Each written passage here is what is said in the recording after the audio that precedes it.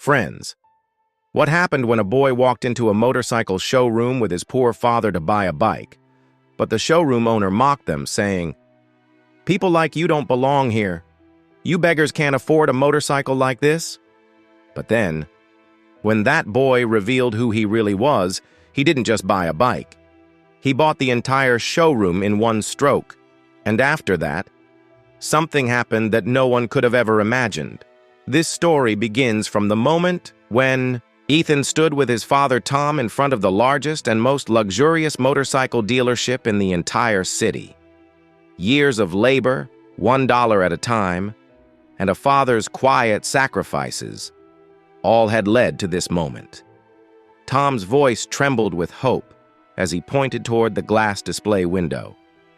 "Son, isn't that the model you always mentioned? That red one?" Ethan looked at the poster through the glass. A powerful sports motorcycle gleamed under the showroom lights. He smiled and nodded. "Yeah, Dad, that's the one. We're buying it today." Tom's eyes lit up. His fingers, calloused from years of labor work, twitched slightly with excitement. They stepped into the showroom.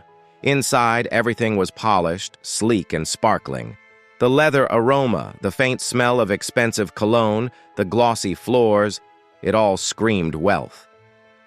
They walked toward the front desk, and just then, a young woman turned and walked up to them. She was tall, dressed in a tight pencil skirt, high heels, and a crimson blazer. Her lips matched the color of her lipstick, deep red, bold, and sharp. This was Madison, the showroom's top sales executive. But more importantly, she was the daughter of the dealership's owner. As she approached, her gaze dropped to their feet. Ethan was wearing old jeans, the kind that had faded over time, not fashion. The seam on the side was loose, his boots were scuffed, dust still clinging to them. Tom was in rubber sandals, the kind most construction workers wear. His shirt had sweat stains. He held a cloth bag instead of a wallet. Her lips curled into a half smile, but not the welcoming kind. "Hi, can I help you?" she said in a tone that sounded more like suspicion than customer service. Ethan smiled politely and took out a folded piece of paper from his pocket. "Yes, ma'am. We're here to see this bike, the red model. We've got the down payment ready. The rest we'll handle on EMI." She took the paper with manicured fingers, looked at it, and laughed. "Wait, this bike?" she said, turning the paper toward one of the nearby sales guys. "This is $16,000, sir. Do you even know what EMI means?" Ethan kept his expression neutral. Madison shook her head. "Sorry, but this isn't a rental. We don't do charity work here." One of the junior staff members snickered and whispered, "Looks like someone walked in from a food bank." Another one joined, "Or lost on the way to Goodwill." Ethan still didn't react. But his father. Tom lowered his eyes. His hand gripped the handle of his cloth bag tighter. His ears turned red. "Come on, son," he said softly. "We don't need this. Let's go." Just then, Madison's father, Rick, the owner of the dealership, entered the scene. Gray suit, expensive watch, confident stride. "What's happening, Madison?" he asked. Madison smirked. "Dad, these gentlemen came to buy the RZ1600 sports bike." Rick turned to look at them. His eyes scanned Tom's slippers, Ethan's faded clothes, and his expression changed instantly. "Sir," Rick said coldly, "you shouldn't waste your time dreaming beyond your means. We deal with elite customers. Kindly leave. The exit is right there." There was a pause. Ethan's jaw tightened, but his voice remained calm. He looked up, straight into Madison's eyes. "Ma'am," he said quietly, "today you judged me by my clothes. Tomorrow you'll see what I'm really worth." She raised an eyebrow. He continued, "Yes, we're poor, but we're not without dignity. You shouldn't be so proud of your wealth. God sees everything. He may take his time, but he never forgets, and he can raise someone from dust or drag them down from thrones. in a heartbeat. The entire showroom fell silent. Even the laughing salesman went quiet. Tom touched his son's shoulder, trying to move, but Ethan stood still for a second longer. Then he gently turned, held his father's hand, and walked out. No anger, no yelling, no turning back. The sun outside was scorching. The road shimmered, but Ethan's heart burned hotter. As they walked away, he said softly, "We didn't get the bike today, Dad, but we found something better. Strength. The day isn't far when we won't just buy a bike, we'll own a brand." Tom looked at him, half puzzled, half proud. That night, Ethan couldn't sleep. He lay on the floor of their small home, staring at the ceiling fan spinning slowly. That insult, it replayed again and again. Madison's laugh, her father's voice, the stares. Each scene etched itself like fire into his soul. Ethan had always been a tech-savvy guy. He'd built small apps, coded for fun, made little tools for friends. But now, it wasn't about fun anymore. It was about dignity. He opened his old laptop. What if there was a way for people like us to get bikes without being judged?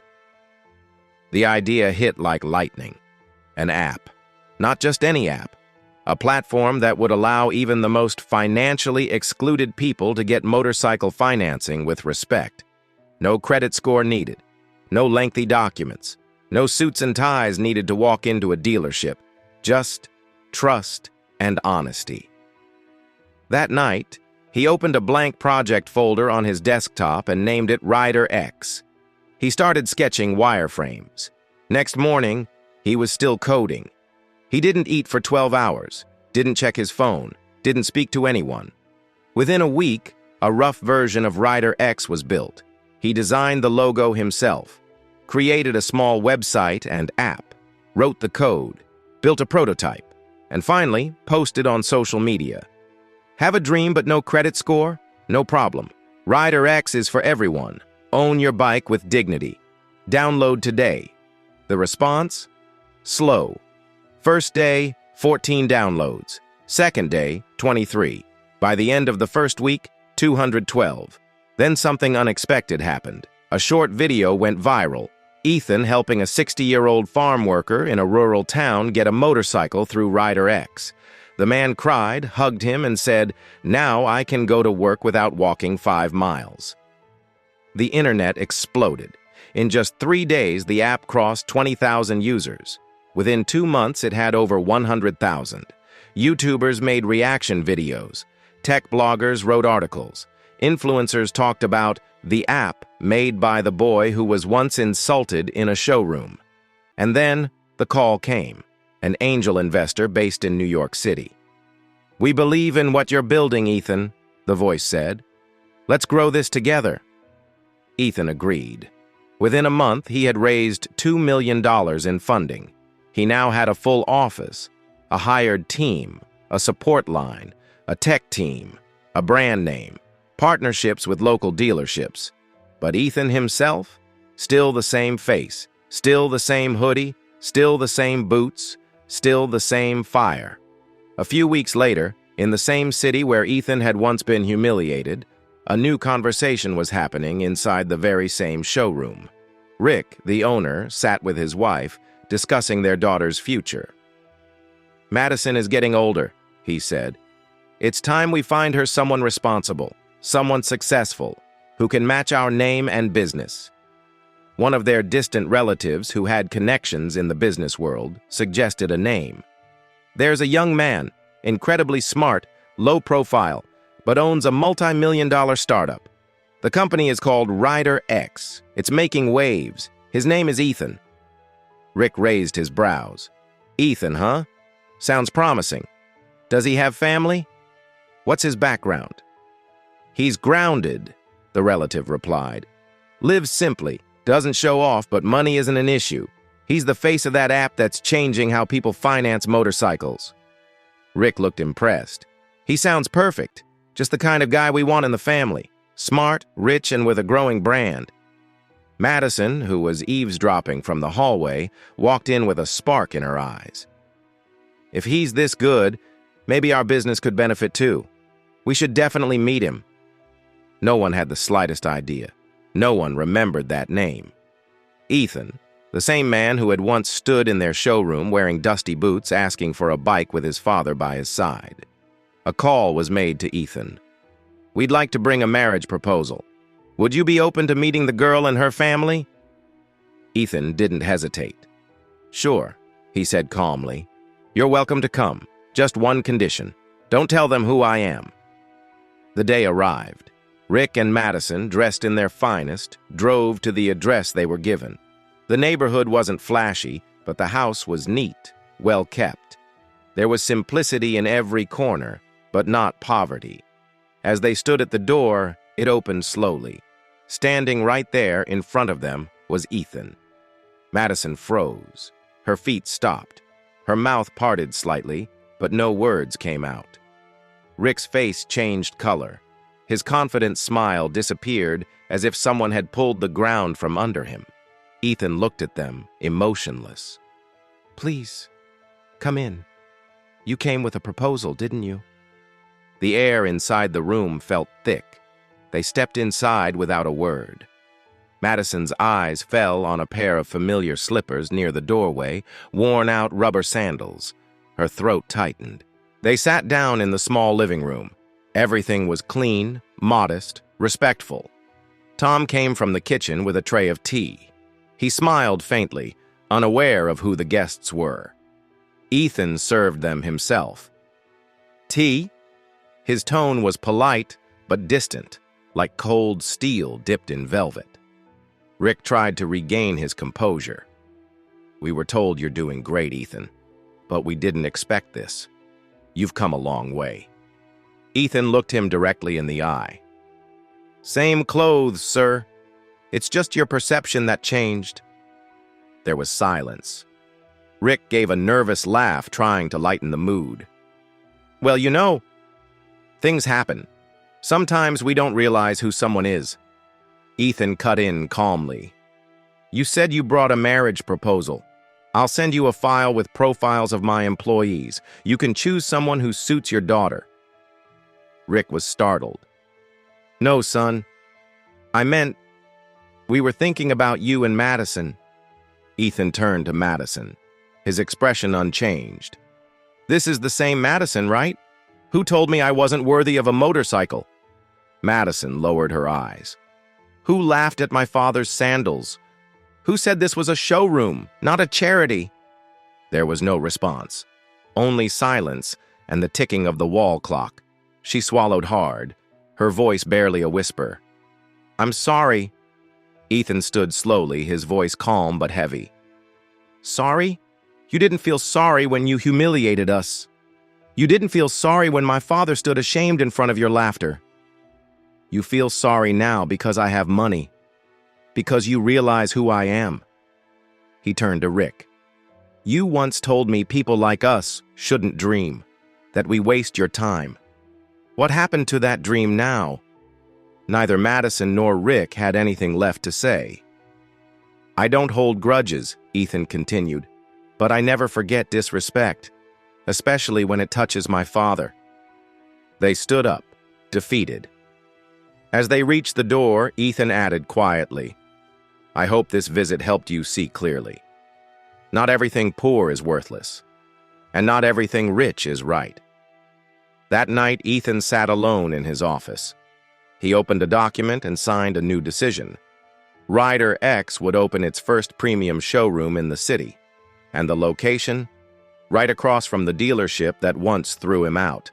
The very next month, billboards appeared across town, announcing the launch of Rider X Premium, state-of-the-art facility, paperless financing, respect-first service. On opening day, Ethan arrived quietly, in the simple clothes he always wore. No fancy speeches, no crowds, just one statement to the press. "We don't look at people's clothes or their wallets, we look at their dreams." The quote spread like wildfire. Every media outlet covered it. Online platforms shared the line. Local newspapers ran the headline the next morning. Meanwhile, back at Rick's dealership, things were changing. Customers began canceling test rides. Old clients shifted to Rider X's easier process. People said, "Why deal with arrogance when you can have respect?" Rick tried slashing prices. Madison started running Instagram ads. But it didn't matter. The world had changed. Each week, losses mounted. Each day, fewer visitors came. And eventually, the bank sent a notice. Default registered. Property will be sealed if balance unpaid within 15 days. Everything was slipping away. But fate wasn't done yet. Rider X Foundation Day was approaching, a celebration of the brand's success. The event would bring together bike dealers, influencers, media, and young entrepreneurs. Ethan planned something different. He didn't want a speech. He wanted a reminder. He created a short video, only 2 minutes long. It began with a young man walking into a dealership with his father. Dust on their clothes, hope in their eyes. They are mocked, laughed at, turned away. The video then shows that same man, now the founder of Rider X. The company is growing, and the showroom that insulted him? Now empty. At the end, one line flashed on screen. Once humiliated, now he builds dreams for others. The auditorium roared in applause, but standing silently in the back row were Rick and Madison. They had come uninvited, their faces pale, their eyes wet. Later that evening, they showed up at Ethan's office. The guard asked, "Do you have an appointment?" "Tell him. The people he once knew are here." Ethan allowed them in. Perhaps one last time. They sat down, unable to speak. Rick finally said, "It's over. We lost everything. We've been defeated." Ethan said nothing. His eyes were calm, steady. Madison broke the silence. "We treated you horribly. We judged you by your clothes, your background. We forgot that hard work and humanity matter more." Ethan quietly slid an envelope across the table. Inside was a purchase offer. Rider X was buying their old dealership property to build a tech training center for underprivileged children. They stared at the letter, stunned. Ethan stood and said, "I didn't come here to take revenge. I came to change your mindset. That's my victory." They walked out, speechless. And behind them, a new beginning had already begun. A month later, a new signboard was raised over the same building where Ethan and his father had once been insulted. It read, "Rider X Learning Hub, where dreams get the keys." The same walls that had once echoed with mocking laughter now stood in silence, repurposed into a center of opportunity. Inside, the rooms had been transformed into smart classrooms. Young students, many from struggling families, sat at modern desks with digital tablets.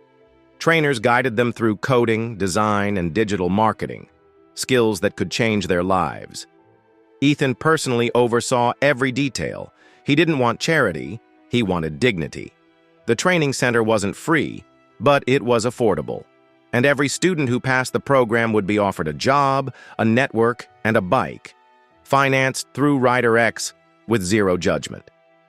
On the day of the Learning Hub's inauguration, Ethan invited no celebrities, no media frenzy, no VIP speeches. Only one person mattered that day, his father. Ethan handed him a small gift box. Tom opened it. Inside was a set of keys, a brand new motorcycle, the one they had once dreamed of. Tom looked at the keys, confused. "Is this?" Ethan smiled. "Yes, Dad. This one's yours?" Tom's hands trembled slightly. "But son, I never asked for this." "You didn't have to," Ethan said. "You gave me everything. You walked with me when the world laughed. You held my hand when they turned us away. This is just a beginning." Tom's eyes welled up. He hugged his son tightly. No words spoken, just a quiet, long, grateful silence. Later that evening, as father and son rode through the city on the new bike, Ethan looked at the Rider X showroom glowing across the street. the very place where he once wasn't allowed to even enter. Now it stood tall, shining, welcoming everyone, from suited executives to factory workers in overalls. No one was judged. No one was mocked. Each customer was greeted by name. Their photo appeared on a digital screen. Hot coffee and clean chairs were standard, not a privilege. And most importantly, no one asked about credit score first. They asked, "What's your dream?" Across the street, the old dealership remained dark, the windows dusty, the logo faded. No one talked about it anymore. No one even remembered what it used to be. Madison had moved out of town. Rick had stopped showing up at business events. The world had moved on. But Ethan hadn't done it for revenge. He had done it to prove that dignity isn't something to be begged for. It's something to be built. One night, as he walked through the training center after hours, he saw a boy about 16 staring silently at a bike blueprint on the wall. Ethan walked over and asked, "You like bikes?" The boy nodded shyly. "My dad delivers groceries. He says dreams are expensive." Ethan smiled and handed him a notebook. "Start drawing. One day someone else will say that about you." The boy looked at him, confused. "Who are you?" Ethan smiled, paused, and said softly, "Just someone who was once told, 'Your kind doesn't belong here.'" And then he walked away, quietly, calmly. A week later, a short documentary about Rider X was released by a local filmmaker. It showed the full journey, the insult, the idea, the app, the rise, the fall of the old showroom, and the learning hub. One scene from the video stood out. Ethan standing on the stage at Foundation Day with thousands watching and saying just one line, "We don't measure people by their clothes or their wallets. We measure them by their dreams." The video went viral. High schools played it in their classrooms. Colleges used it as an example of modern entrepreneurship. And most importantly, kids from small towns, who had once given up on dreaming, started downloading the app. Ethan received a message from a teenage girl in Oklahoma. "My brother was turned away from 5 dealerships because he didn't have a credit card. Rider X gave him his first bike. Today he rides to college every day. Thank you for giving respect to people like us." Ethan read the message and sat quietly for a while. Then he replied with just 3 words. "Dreams deserve dignity." Later that year, Ethan was invited to a national entrepreneurship summit. He declined. Instead, he visited a local school where students were building bikes out of cardboard for a competition. One student stood up and asked, "Sir, why don't you speak at big events or show your face everywhere? You're famous now." Ethan chuckled and said, "Because the world doesn't need to see me. They just need to see what happens when you don't give up." Outside the school, his father waited for him, still wearing the same sandals, still proud. As they walked back to the motorcycle, Tom asked, "What now, son?" Ethan looked at the horizon and replied, "Now no one will ever feel ashamed of their poverty again, because Rider X won't just give people bikes, it will give them respect." And together, they rode off into the twilight, a father and son who had once been laughed at, now carrying 100,000 dreams on their shoulders. The road ahead was long, but this time, it belonged to them.